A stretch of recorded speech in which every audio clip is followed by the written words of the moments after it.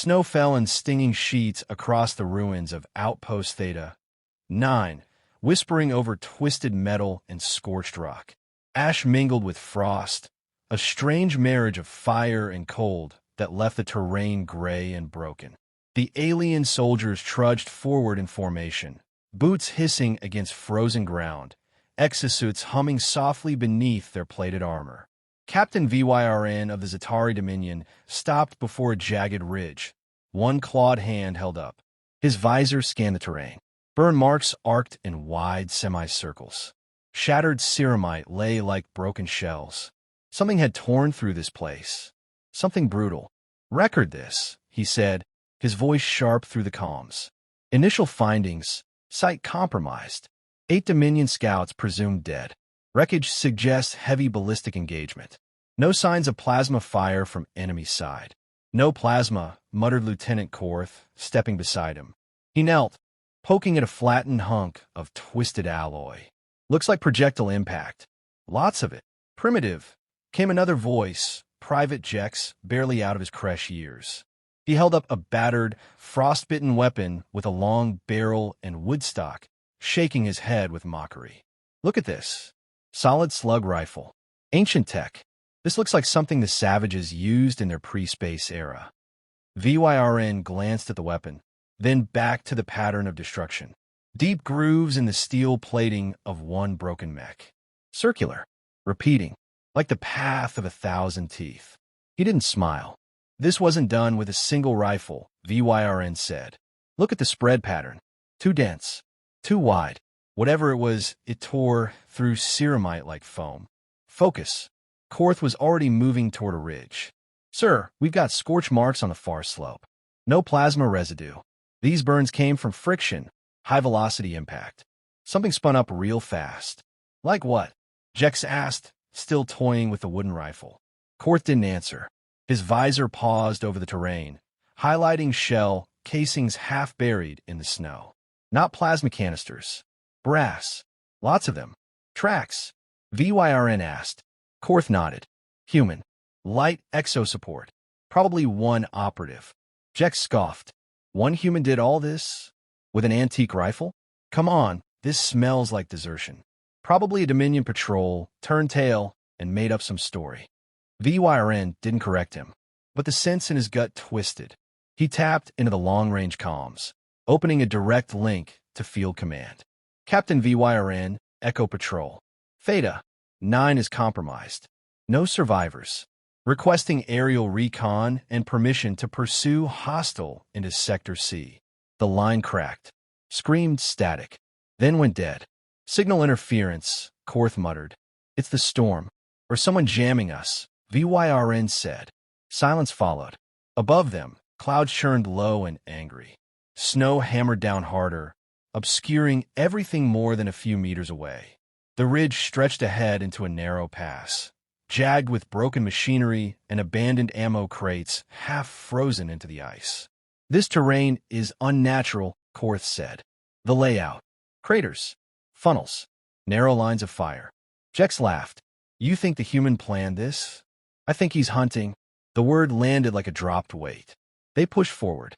The narrow pass swallowed them, the wind howling louder here, funneled between blackened rock walls. Jex muttered insults under his breath, but his hands gripped his rifle tighter now. Korth moved low, sweeping the angles with professional care. Vyrn watched everything, noting the distant echo of something rhythmic. Whomp, whomp. It came again. Not the wind, not footsteps, something else. A heartbeat, mechanical and distant.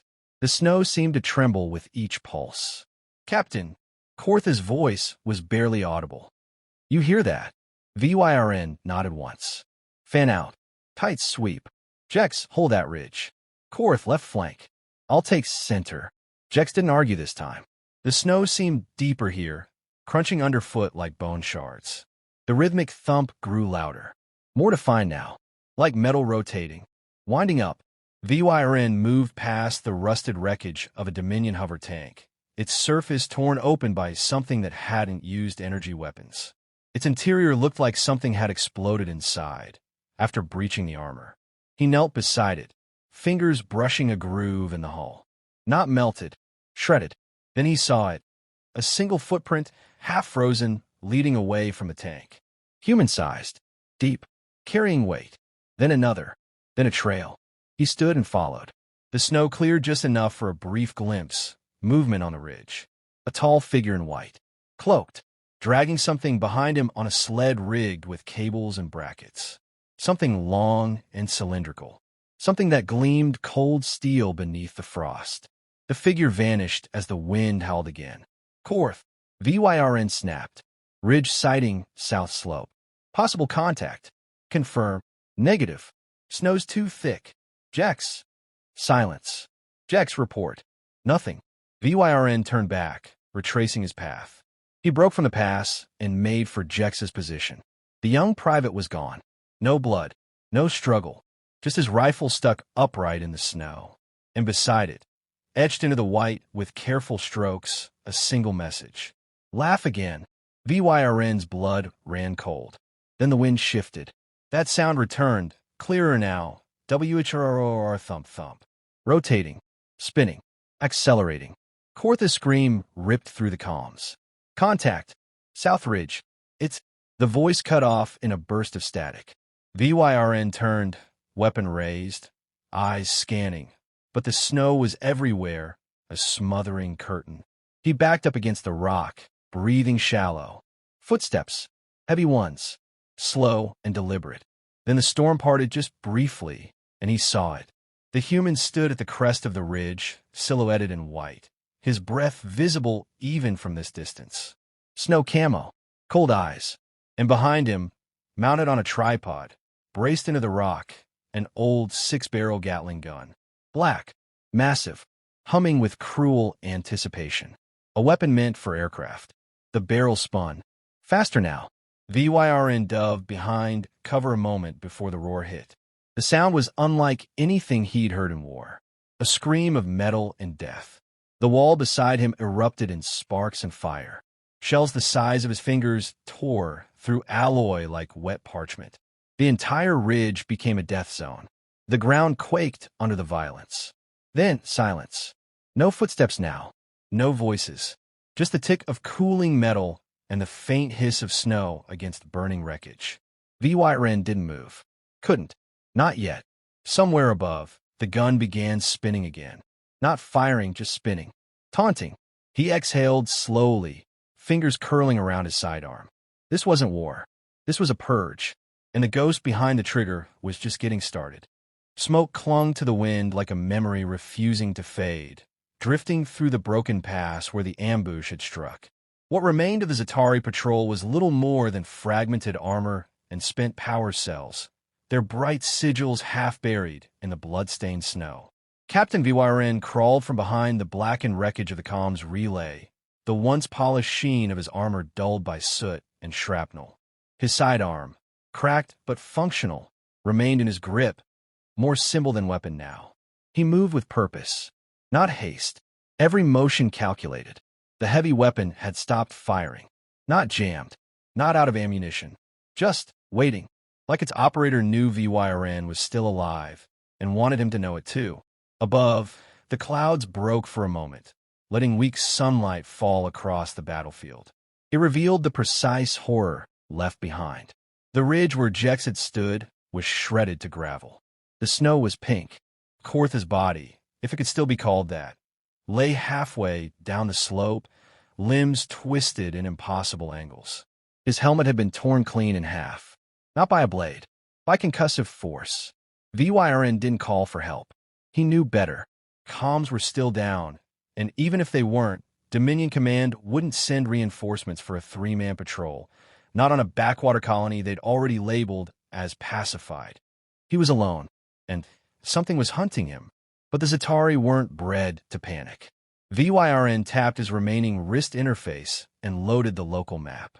The human had retreated northeast, deeper into the mountain's skeletal remains. A dense network of mining tunnels cut through the ice-blasted cliffs. Perfect ground for guerrilla tactics. VYRN knew what this was. This wasn't a deranged survivor defending his territory. This was calculated, orchestrated. It was vengeance. He moved, low and fast across the slope, skirting the line of sight from the ridge. The echoes of gunfire had long faded, but he could still hear them in his mind, those deep, rhythmic bellows that tore through everything. It was the sound of a weapon designed not to kill, but to obliterate. He made it to the tunnel entrance. Ancient steel doors stood cracked open, twisted by rust and time. The darkness beyond felt like a waiting throat. He entered. Inside, the air changed. Quieter, heavier. The wind didn't reach here. Only the distant drip of condensation and the hum of something mechanical deeper within. Generators, maybe. Old human infrastructure brought back to life. VYRN activated his shoulder light, casting narrow beams down the corridor. Graffiti lined the walls, faded warnings and slogans in Terran script. Remember the massacre. They will pay. Never again. He kept walking. Every footstep echoed. Every breath sounded too loud. He passed storage chambers littered with stripped wiring, oil drums turned barricades, the occasional skeletal corpse in Dominion armor. Older units, wiped out during the early days of occupation. The trap wasn't just physical. It was psychological. This place had been shaped into a crucible of rage. He reached a junction and paused. The corridor split into 3 paths. On the far wall, smeared in what looked like dried blood, was another message. Still laughing? The light flickered. Then he heard it. Not a roar this time. Not the Gatling gun. Laughter. A low, human chuckle from deeper inside. Mocking. Unhurried. He turned, weapon raised, and moved down the center tunnel. The walls tightened, the ceiling closing in. It was a kill corridor. Every instinct screamed at him to turn back, but he pushed forward. This wasn't just about survival now. This was about understanding, about confronting whatever force had turned one human into a nightmare. The tunnel opened into a control chamber, circular, with terminals lining the walls, blinking faintly under emergency power. At the center stood a figure, facing away. Not armored, not bristling with weapons. Just a man. Tall, worn, clad in snow camouflage fatigues, a ballistic vest laced with ammo belts, and a sidearm holstered at his hip. His hair was close-cropped, his posture rigid. A survivor. A soldier. He didn't turn as VYRN entered. "You're persistent," the man said. His voice was calm, deep, the kind of voice that didn't raise itself even in chaos. The others died quick. "You keep crawling." VYRN kept his weapon raised. "Identify yourself." The man finally turned. His face was scarred, one eye cloudy with an old burn. But the other eye, clear, sharp, and full of cold fury, locked onto VYRN's. "I'm Staff Sergeant Cole Renner," he said. "United States Army. Special Forces." VYRN blinked. That name, it had been buried in Dominion intelligence reports. Part of the Terran resistance on this colony. Presumed killed during the first purge. "You're dead," VYRN said. "I was," Renner said. "Then your kind shelled a school full of kids because it was easier than rooting out insurgents. My daughter was in that school." VYRN hesitated. "That was collateral, strategic necessity." Renner's smile was all teeth. "Yeah, that's what they always say." He pressed a button on the wall. Behind him, one of the terminals hummed and flickered. Surveillance footage began to play. Dominion soldiers sweeping through refugee camps, incinerating tents. Casualties piled like firewood, screaming muted by distance. "You call us savages," Renner said, voice soft now. "But I buried my child in the ice with my own hands. You came here thinking we'd break, that we'd kneel. You forgot what humans do when there's nothing left to lose." VYRN stepped forward. "You've killed Dominion soldiers. Dozens. And I'll kill dozens more. I can bring you in. Alive. The courts won't matter," Renner finished. "This isn't a negotiation. This is a reckoning." From the shadows, behind him, another figure moved. A machine. No, an old exoframe, Terran military grade. Rusted, rebuilt, armed with twin miniguns grafted onto mechanical limbs. A monster made in a mine. Renner stepped aside. "I call her Judith." The machine whirred to life. "You named it." "I named her after my wife. Dominion dropped a bomb on our home while she was reading a bedtime story." VYRN backed toward the door, but the frame sealed with a hiss. Locked. The minigun started to spin. "No need to scream," Renner said. "No one's listening." VYRN dove behind a terminal as the first burst lit the room with hellfire. Glass shattered. Panels exploded. Sparks rained like burning snowflakes. He rolled, flanked left, and fired, his plasma shot slamming into Judith's side. It staggered but didn't stop. Renner moved like a ghost, ducking through cover, firing in precise bursts. VYRN dodged one, but caught the second in the shoulder. His shield failed. Blood spilled down his arm. He knew then, this wouldn't be survival. It would be survival if he earned it. The machine roared again, bullets chewing through steel. And through the smoke, the ghost of Earth kept walking forward, relentless. The control chamber was a furnace of sound and chaos. Bullets chewed through ancient steel, spraying molten shards in every direction. Sparks rained down like fiery hail. Captain VYRN ducked behind a shattered console, his breath ragged, the scent of burning circuitry stinging his lungs. The exo-frame, Judith, stomped through the room with mechanical menace. Minigun spinning down momentarily only to rev back up with murderous intent. He had seconds. Maybe. His HUD blinked red. Armor integrity critical. Energy reserves below 18%. His sidearm, a Dominion standard pulse carbine, sputtered with its last charged round. It wasn't just the machine he had to worry about. Renner moved through the fire like a phantom, flanking, suppressing, maneuvering. A soldier who knew the battlefield better than VYRN ever could. And that was the problem. This wasn't a battlefield to Renner. This was a home turned graveyard. Every corridor, every bolt, every echo meant something. And VYRN had stumbled into a war with a man who had nothing left to lose. Renner emerged from the smoke again, crouched low, rifle raised. VYRN fired the last pulse, missed by a whisper. Renner didn't flinch. He moved sideways, squeezed off a burst. One round clipped VYRN's left pauldron, sending a jolt of pain up his neck. Another slammed into the wall behind him, showering him in sparks. VYRN ducked back. This wasn't sustainable. He tapped into his neural sync. The battlefield map reloaded with static-lay schematics of the mine. He needed cover, space. He spotted a secondary shaft behind a crumpled blast door. If he could overload the coolant line behind the main panel, he could trigger a localized explosion strong enough to send the frame into standby or at least buy time to escape. He moved. Fast. A sprint between cover, his boots skidding on blood-slick steel. The frame reacted, miniguns spinning back to life. Shells screamed past him, carving molten trails. A single burst tore through his right thigh plate. Pain flared white-hot. He stumbled, but didn't stop. He reached the panel and tore it open with a strength born of desperation. Wires hissed. Coolant leaked. He crossed the leads. Flashbang. The chamber filled with ice vapor and blue fire.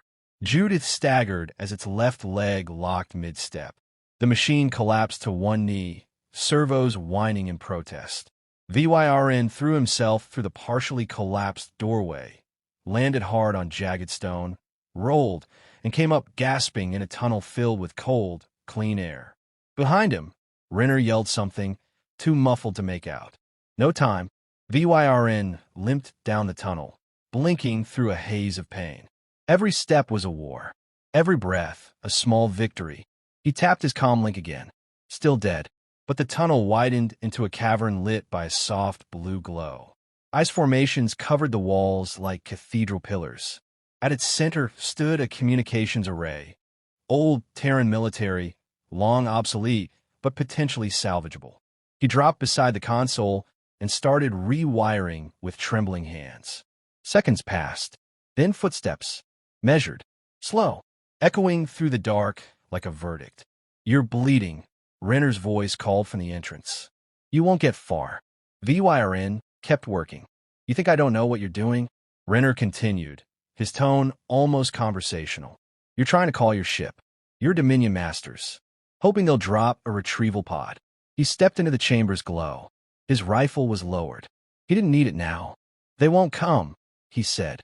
"They'll read your vitals, see the odds, and write you off. That's the math. That's what the Dominion does. VYRN finished connecting the last node. The array powered up with a groan. Weak signal, but enough for a single burst transmission. He keyed in his distress beacon. The panel blinked green. Done, he muttered. Renner raised an eyebrow. You really think that matters? You've killed a Dominion officer, VYRN replied, standing with effort. They'll want to make an example out of you. I'm counting on it. He stepped closer, just a few feet now. His rifle remained lowered, but his expression was something far colder than anger. It was resolve. You don't understand what you started, VYRN said. Retaliation will be absolute. Renner looked around the cavern. You burned my home, killed my wife, vaporized my child, and you think I care about retaliation? Silence hung between them.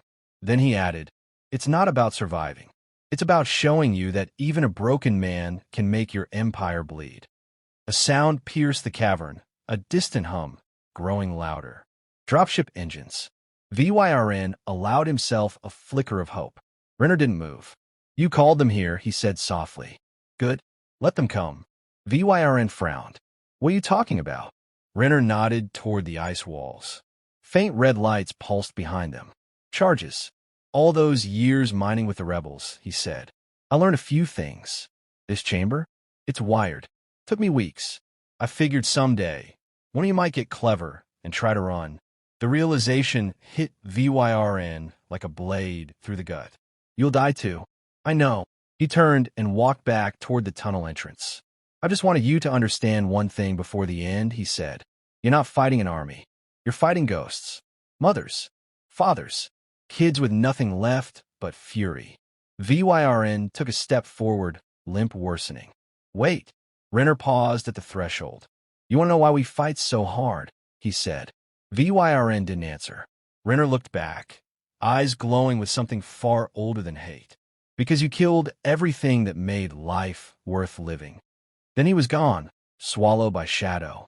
The pulsing lights turned solid red. VYRN lunged for the console, screaming into the beacon, divert! Aboard! The cavern erupted. Fire and thunder consumed the ice. The comms tower folded inward. Light vanished. Then silence returned, deeper than before. High above, a Dominion dropship pierced the clouds, its scanners pinging furiously. But all they found was a smoking crater and the echo of a war that refused to end. Flames licked the edge of the crater, casting shadows across shattered stone and blackened steel. The detonation had collapsed the entire cavern, burying the Dominion beacon beneath tons of ice and debris. Smoke twisted into the twilight sky like a signal from the underworld. And yet, through the ruin, something stirred. A hand broke through the ice. Bloodied, scorched, trembling but alive. Captain VYRN clawed his way out of the rubble, lungs burning, ribs cracked, his vision swimming in and out of black.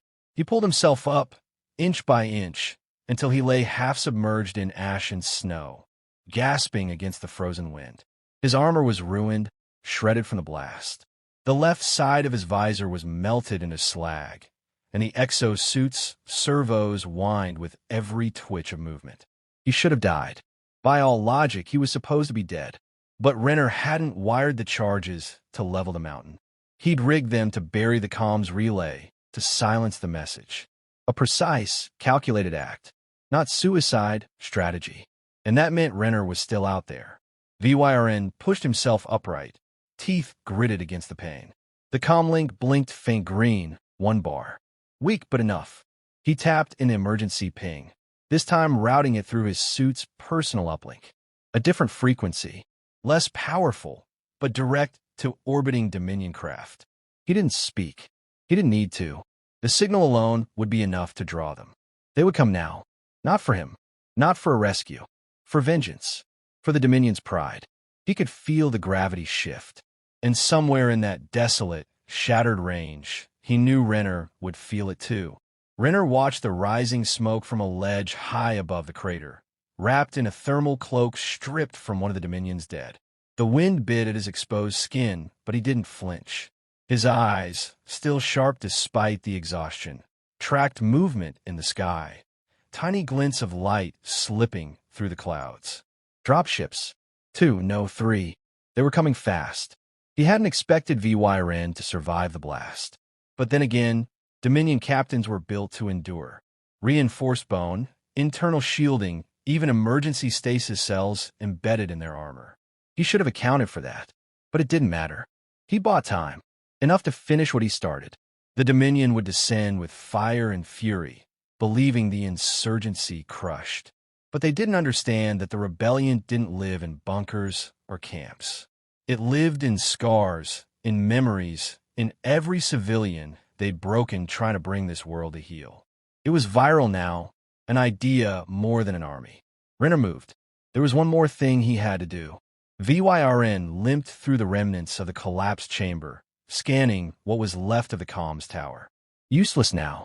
The energy cores were melted, the transmitter twisted into knots of charred wire. But the suit's uplink still blinked. He was connected, and the Dominion had already answered. A voice crackled through the static.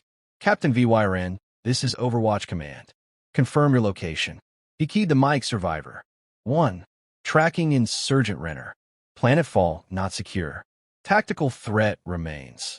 Understood, the voice replied. Orbital fire support authorized. Extraction ETA, 6 minutes. Designate target zones. VYRN hesitated. He could call down fire on the whole range. Glass the mountains.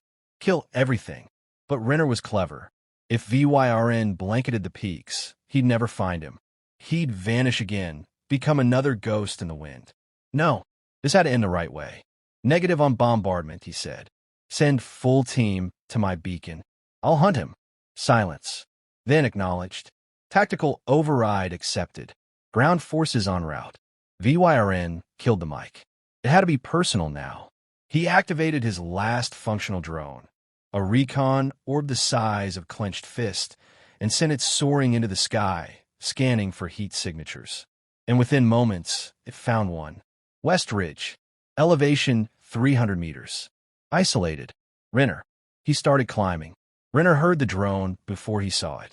A faint hum against the wind, moving like a mosquito. He didn't shoot it. He wanted VYRN to find him. This was the end. He waited near the old rebel outpost, a half-collapsed structure built into the rock. He'd fought here once before, years ago, during the Dominion's first sweep. The walls still bore the scorch marks of orbital bombardment.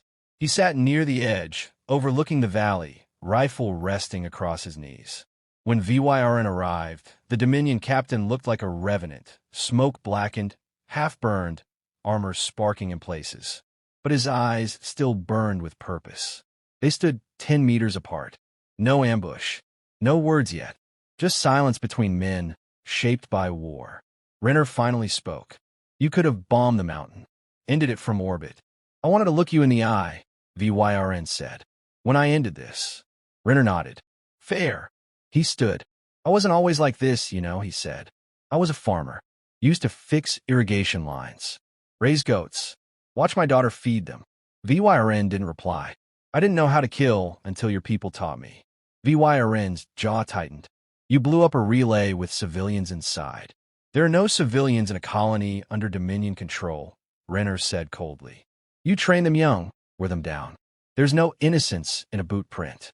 VYRN raised his weapon. So did Renner. They stared at each other for one long, final second.